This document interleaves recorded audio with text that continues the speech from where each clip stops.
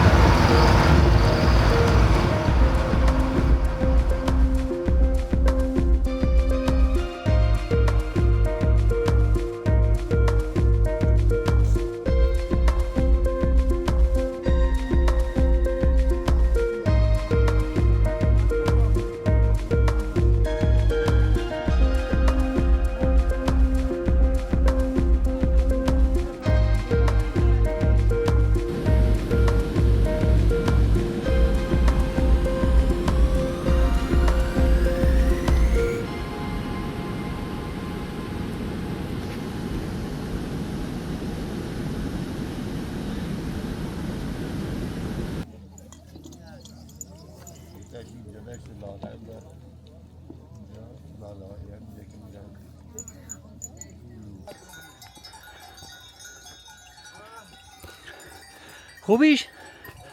سلامتی؟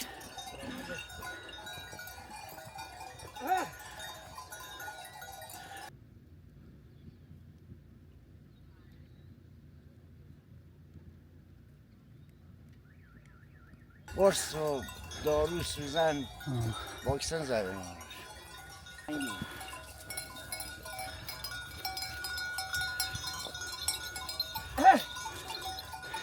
الان گوش کیلو چند شده؟ این سالات کیلوی 1,500.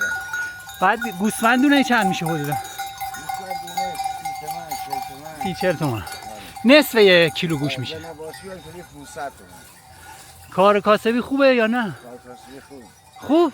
خوب اول یکم این جنگ مملکت خراب کرده.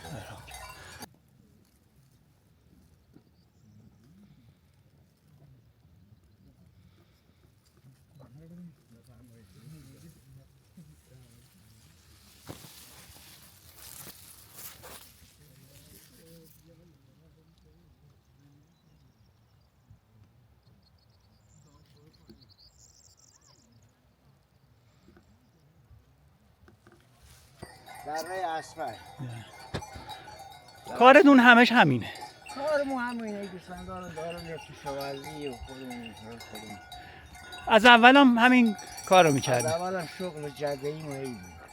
جد و قدیم و پیر جد قدیممون همه این کارو میکرد. توی روستا بوده این کار میشه. درست. چند سالتونه شما؟ من الان 61 سال. ماشاءالله جوونتر میزنی. بچه هم داری؟ بچه خانواده؟ دو تا پسر دارم دو تا دختر. دخترم شوهر کردن بچه هم پیش خود من های زنشون ندارم.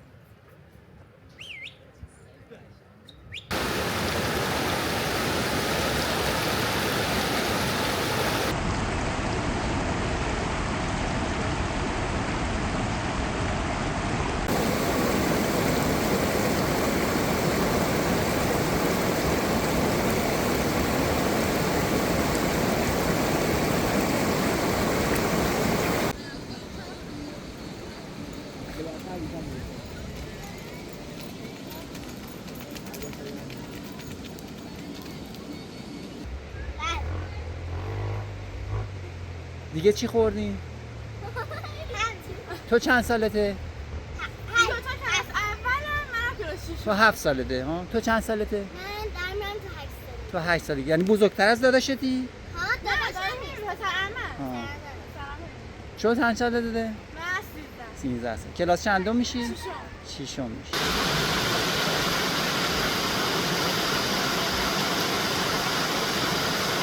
دوست داری چی کاره بشی؟ من پزشک. تو چی کاره بشی؟ من دوست دارم پزشک بشم. پزشک. تو؟ من کارخونه سیمان چی؟ کارخونه سیمان دارم. کارخونه دار میخوای بشی.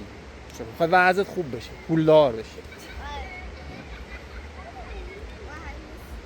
مهندس. خب بچه‌ها خداحافظ.